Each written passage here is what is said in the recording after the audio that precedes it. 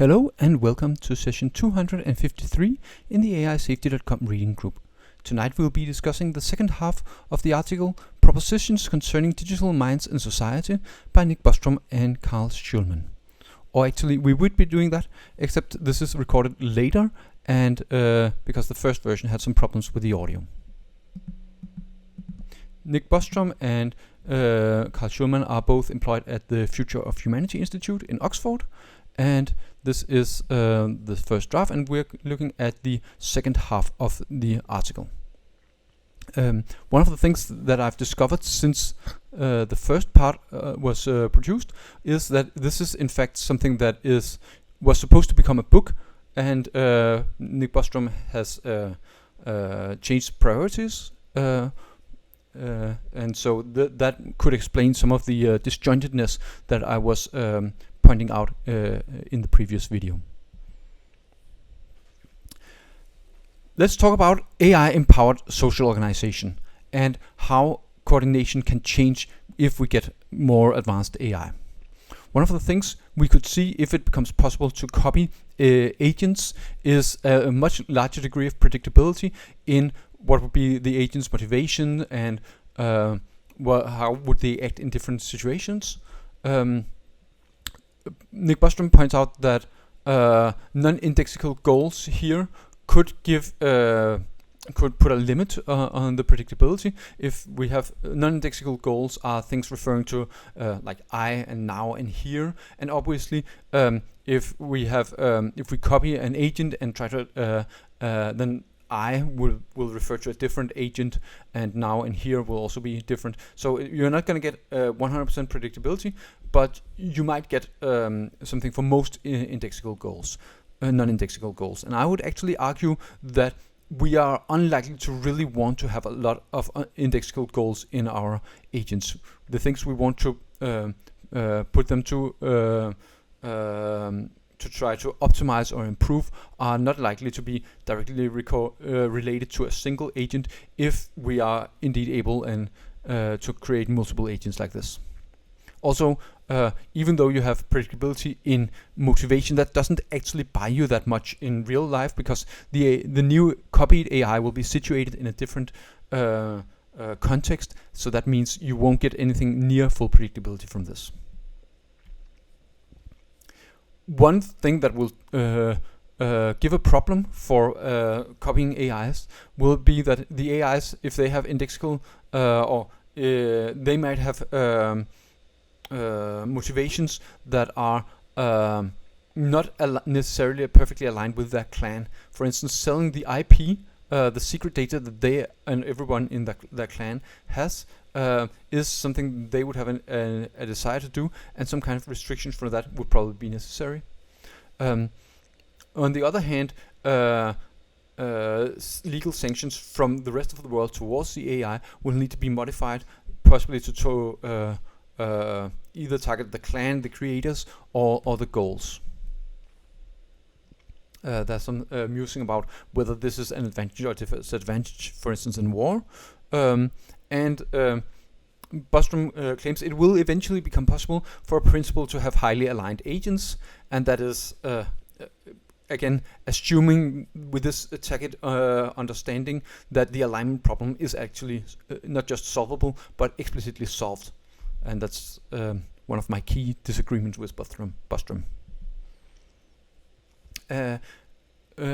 Some of the coordination protocols that we are using right now could be undermined by AI, and that's a really interesting thing, and something that I think we should do more research in, how things can go bad before we have full AGI. Some of the Bostrom doesn't give any concrete suggestions, which is sad because I think it's really important. Some that I could think of was if CAPTCHAs were broken, that would be something that could have substantial implications.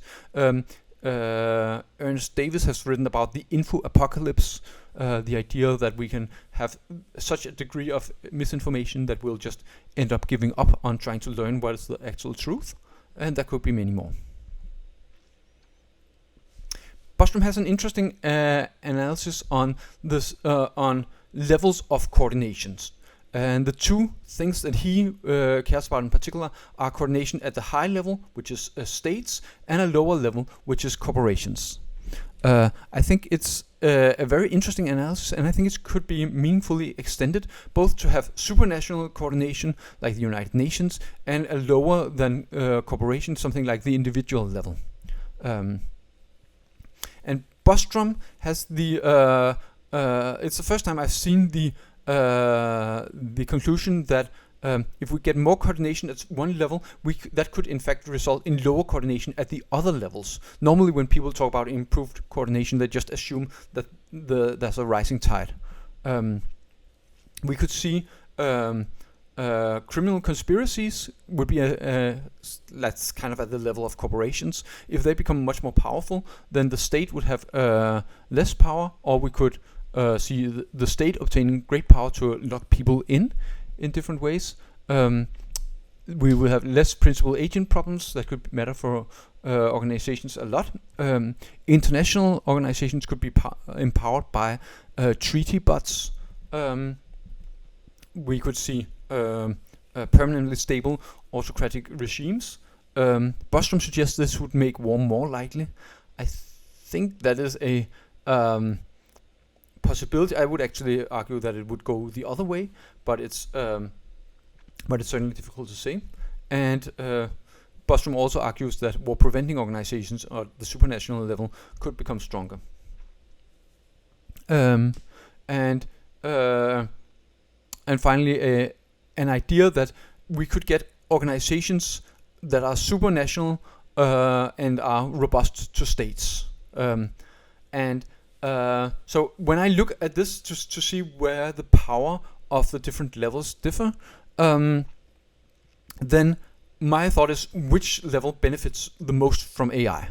And I think my answer would strongly be at the state level. I would expect that states have the de jure and de facto power to obtain most of the benefits of this power, even though right now it looks like corporations have more AI power, in the sense that obviously OpenAI and DeepMind seem to be dramatically more capable than government actors. But I don't expect they would be able to leverage that into permanent positions of power. I believe if they became very powerful, the state would be able to, in practice, just shut them down. But of these four levels, the level that I is most worried about is the level of individual humans, because humans crucially can't benefit from better coordination. So I could, and I would in fact expect dramatically better AI-enabled coordination to result in a shift of power away from individual humans to corporations, criminals, states, supranational organization, anyone else, in fact. Treaty bots is something we covered a little last time. The idea that we can write an AI to enforce some kind of treaty and agree to follow the advice or rulings of this treaty bot, and that could make substantially more complex deals available. It might not solve all bargaining problems. There is no precise description of which it won't solve, but fair enough. And there could be other problems caused by bias and poor reasoning that won't be able to solve, and some that it might be able to solve more advanced AI. It's difficult to, we need a stronger analysis to really say for sure what's going to happen. One of the things Bostrom points out is that extortion would be something that would be unlikely to work against AIs, because they could make credible commitments to just ignore the extortion. I think in this, the dynamic that I expect will have the greatest impact is that AIs are in fact able to not just merge on the level of having treaty bots that are able to coordinate strongly and use that as coordination mechanism, but literally merge their utility functions, or literally just merge completely. I think this capability is potentially very, very disruptive and likely to have a much larger effect on macro strategy. Second part is about satisfying multiple values. So we have some resources, and how do we distribute those, in particular between AI and human. Bostrom gives the example of 3 policies: one that allocates everything to humans, one that allocates everything to super beneficiaries, that is in fact in practice super intelligences that have more benefits from these resources, and one that allocates one in 10,000 to humans and the rest to super beneficiaries. And of these 3, it looks like option C is almost as good as both A is almost as good as A from a point of view of humanity, and almost as good as B from the point of view of the superintelligence, and for many other reasons. So if we can take an action that increases the probability of options of policy C, then that seems to be robustly good from a large number of reasons. And my answer to this is a laconic if, because I don't actually see any strong policies that would lead us towards this option. If there were some, they would be good, but I'm not sure there are any. Someone, and now I forgot unfortunately who that was, pointed out that this in fact also holds if you substitute paper clips from super beneficiaries. So something that turns 99.99% of the universe into paper clips might indeed be a very, very positive thing, potentially. And part of this is, of course, once we have transformative AI, we will be able to have a dramatically increased amount of resources and living standard in every possible measurable way. Population ethics, like the total views in population ethics, that the thing that matters is like how many fulfilling lives exist, is something that is in fact mostly that could easily be very well satisfied in a way that only refers to faraway galaxies in the distant future, meaning that if humans get, for our idiosyncratic purposes, all the nearby galaxies for the next couple of million years, then that doesn't matter at all in the total view, because the universe is just enough larger. And this and what we should do is to promote cooperation and compromise over conflict in the development, deployment, and among AIs. And that's of course also something. It sounds almost like an applause slide. I would be very much interested in concrete actions you could take that increase the probability of this happening, because I think it's one thing to just say this is the goal. Another very different thing is to figure out what policies will actually lead to this.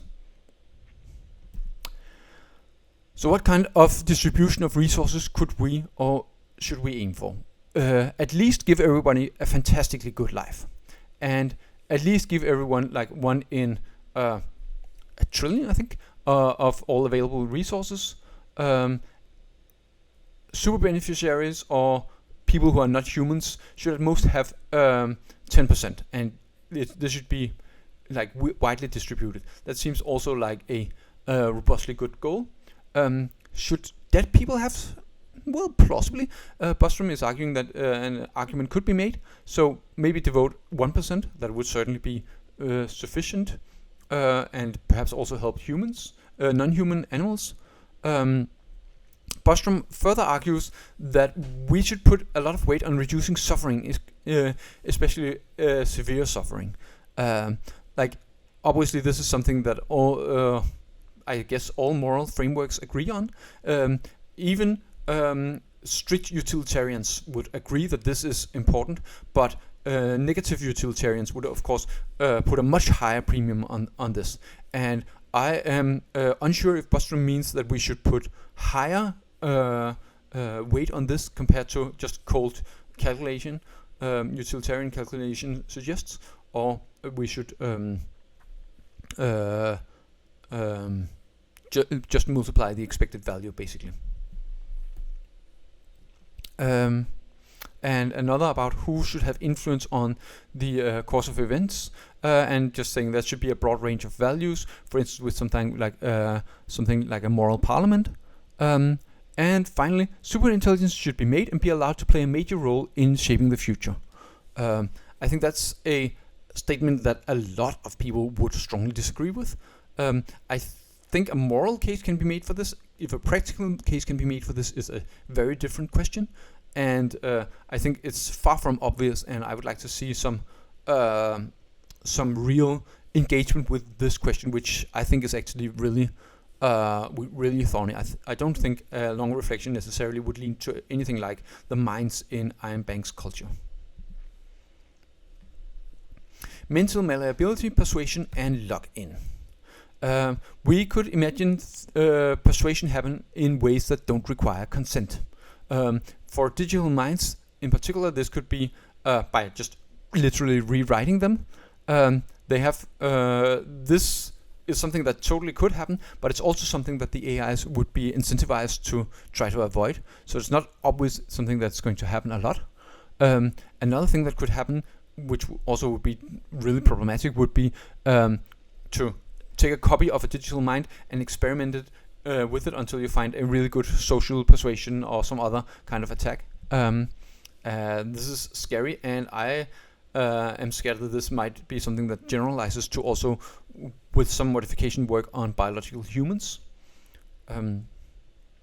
Bostrom is arguing that because we can repurpose the hardware in a way you can't do with humans, that may make attacking more attractive.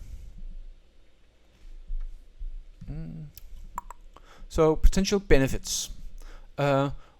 One of the benefits of having digital minds would be that some kinds of corruption that do empirically happen with humans could just be prevented outright by just saving the utility function and not allowing that to be changed in any way. Like corruption, momentary temptations, this kind of thing might not happen to AIs at all. We could have stable promises and commitments, and we could hold on. Oh, it didn't go away. And we could other benefits include duplicating profitable or otherwise valuable minds.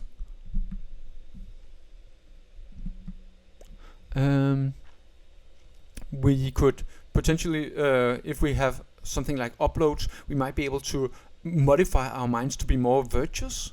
I think that's I'm not a virtue ethicist, but I think it'd be interesting to ask people who are actually virtue ethicists what they feel about this. I'm not sure they would endorse that to any particular degree. And of course we could just make people happier in ways that we haven't really thought about, or make people more able to withstand adversity and adapt to new needs or desires. There are substantial pitfalls with this. One of them is like just locking in too early, and I think Bostrom is right to state that we need to ensure that this doesn't happen. I think unfortunately time is not on our side. Capitalism is a major force on the planet right now that pushes towards making early commitments in this sense. So for all the goods of capitalism, I think it is strongly against us in this sense. What are other pitfalls?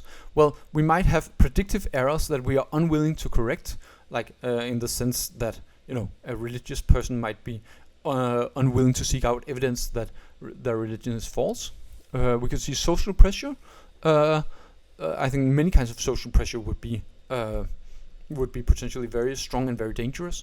We could see better criminal exploitation and manipulation, and we could see some governments like coercing the populace, if there is some way to do that with digital minds, to just instill loyalty. I don't think I don't actually think the Chinese government is making a secret that if they had the power to just instill loyalty, they would totally do that. I think in particular the last one is more likely and more worrying compared to the others, that the framing of pitfall is not really not the right one, in the sense that a pitfall is something that you just avoid it and then you're out of it. But I think the desire for governments to harmonize society, as the euphemism is very, very strong, and it's a strong attractor that we are likely to fall into, rather than a pitfall we can somehow avoid by default.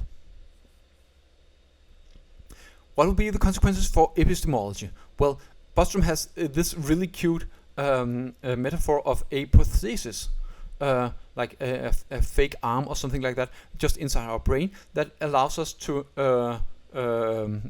have much more accurate models of the world and what the consequences of our actions will be.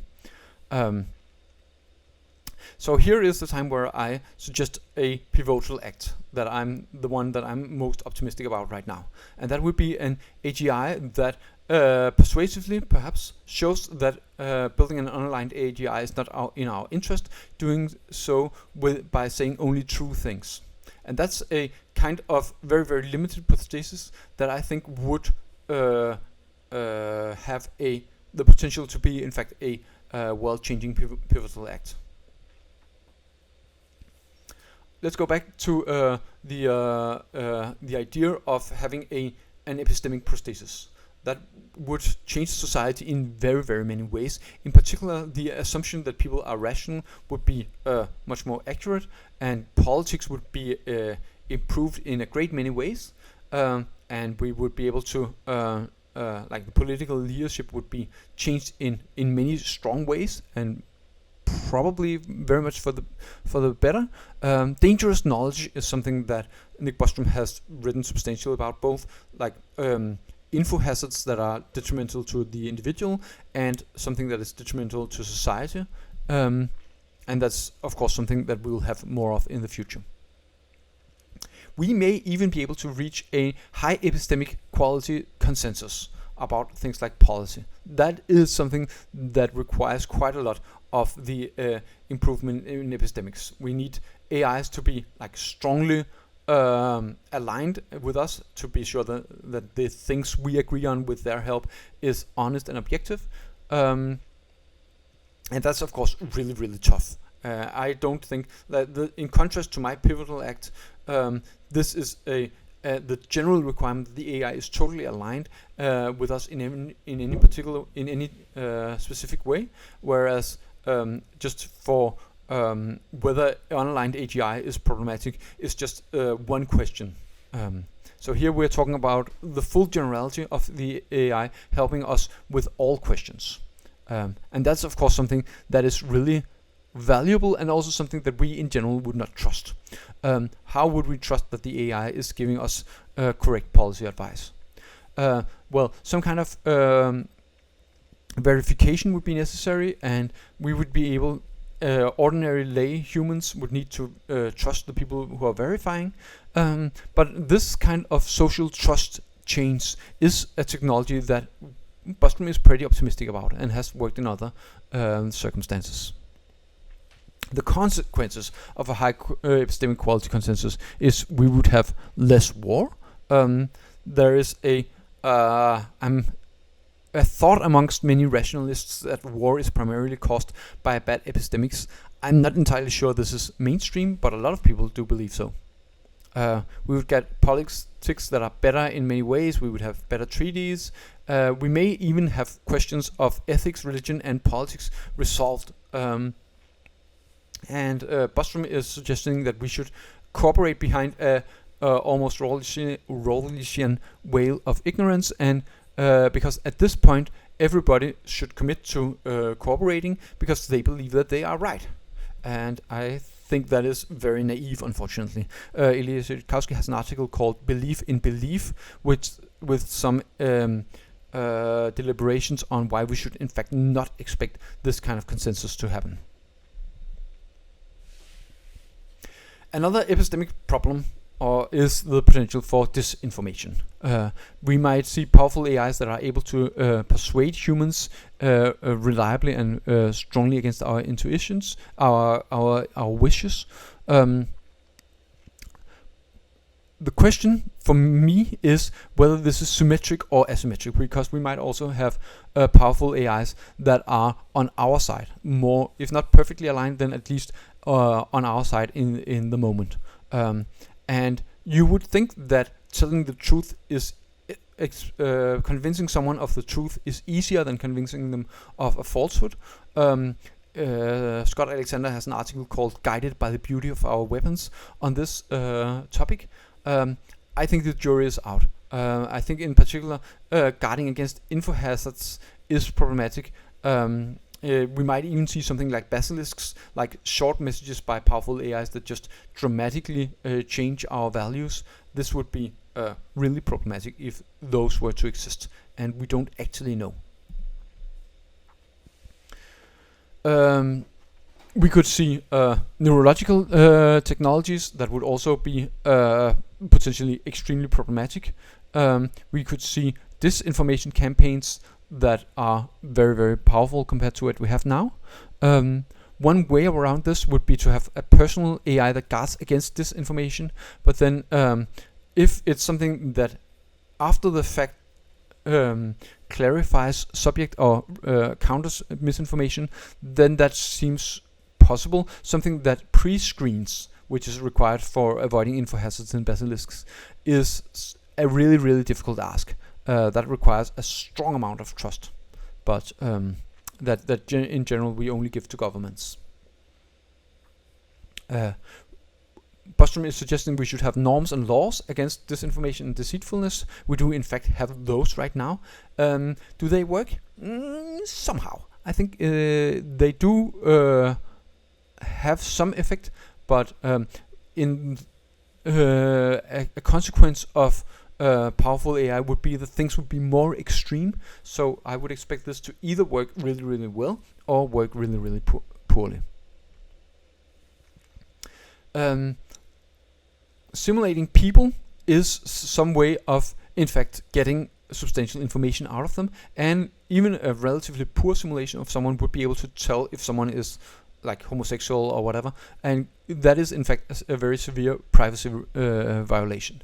And I think this should be thought of in the same way as we think about mind crime.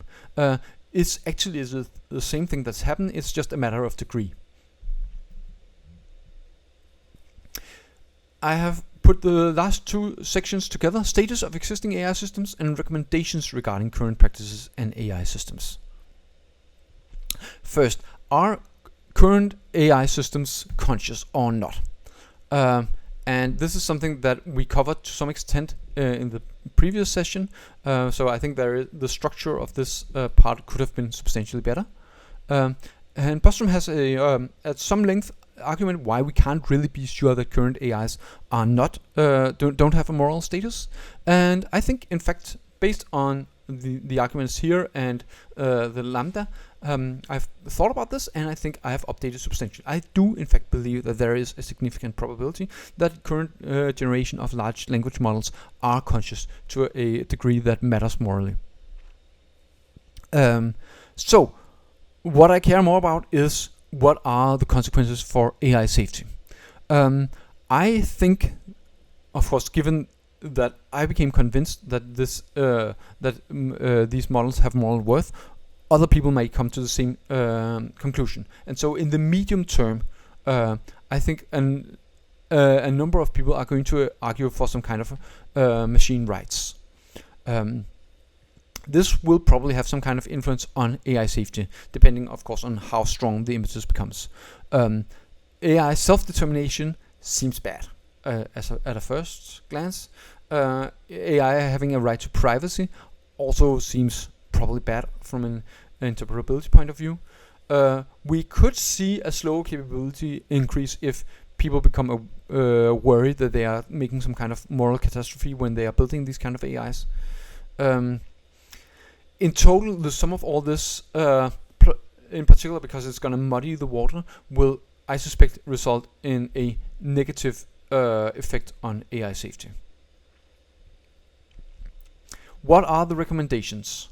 Nick Bostrom argues that we should take action now or soon to at least to some extent be nice to current systems, like similar to how we do for animals, and try to figure out, are the current AI sentient, make us some kind of early pilot project. Preserve AIs for the future is an important consideration, because that would allow us to make some kind of reparations in a way we can't normally do with, like, we will also sometimes do with like humans if we put them in jail wrongfully. Try to identify strong suffering and avoid that. getting some kind of organizational backing for this, eventually getting government regulation. I think all of this is good and worthwhile and laudable, and I don't think we should do it, because the opportunity cost of this is actually rather substantial. The same people who are working on this should rather be working on AI safety. This is on several levels that this is going to detract. Researchers should work on alignment research rather than looking into AI sentience. Activists should try slowing capability research rather than working for AI rights. Goodwill among AI labs is certainly a very finite resource, and that's something that should be conserved and not spent on something like this. One obvious thing is that I think Nick Bostrom should personally work on the alignment problem rather than working on this. So that's of course tongue-in-cheek, right? He can decide what he wants to do, but the point is that this is just way less important in my mind, and there is a real trade-off, and I expect following these recommendations would substantially detract from AI safety. There is one very cute thing from this: the idea to have the rewards higher in deployment, higher than expected from training. I think that was a really fun and interesting idea that I have never seen before. But I would expect that this would have some consequences for alignment, and even though it sounds like a really good idea, I think we would rather have the AI be more predictable and more interpretable, and unfortunately even that simple win that Bostrom is suggesting, I think we should focus on solving the alignment problem. Impact paths and modes of advocacy.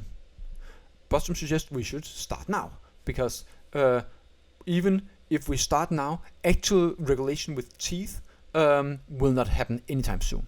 And that's of course something that I agree with, and what we might see some leading AI actors perhaps doing something. It's reasonable to expect that DeepMind or OpenAI might write a paper or something like this.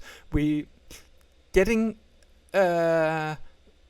some real activation energy, to use a term from physics, is unlikely to happen unless we get a dramatic breakthrough. But then we could, in fact, get some activation in some political will to do something. And when people start to realize, okay, the AIs are in fact suffering, if people start to realize that, then they will look around for existing work on how to mitigate this suffering, and they will look into things like this paper. That's probably a lot better than just having nothing there and having the politicians come up with suggestions. And in particular, even if there is activation energy, it's likely to be short-lived compared to how long time it takes to create a research field.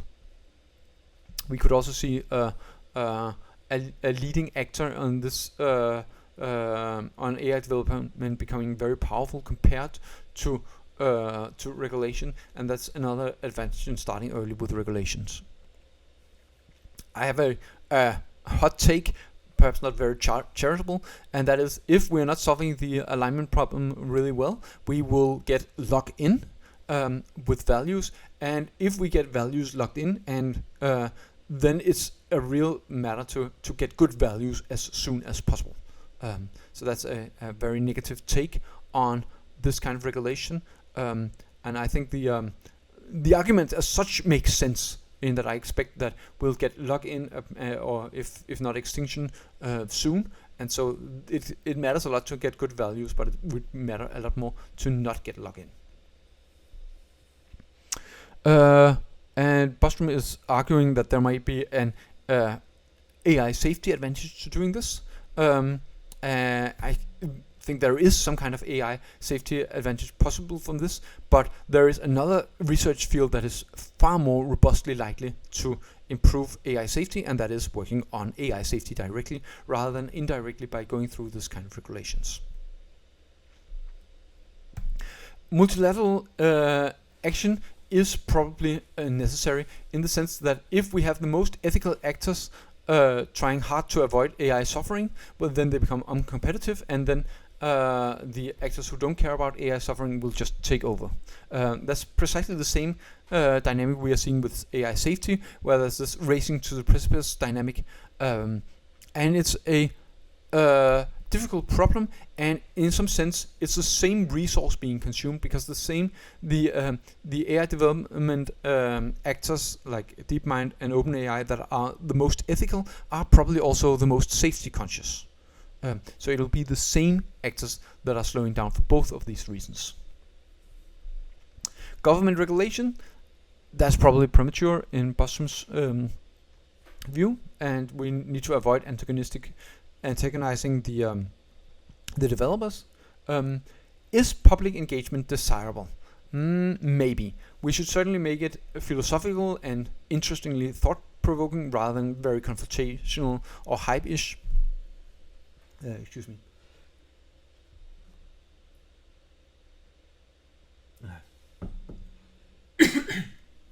Yeah, sorry. And I think it's the correct thing to do, but I also think it's very unrealistic in the sense that once we start grabbing headlines, a lot of people will crawl out of the woodwork to try to generate this kind of hype, and I don't think it's possible for philosophers and thoughtful people to keep the debate in on their terms. And Bostrom, whether he actually agrees with this is unclear, but he certainly agrees that this is something that should be considered really well. There could easily be a lot of unintended consequences of trying to start some kind of public engagement. That is all for today. Thank you and see you next time.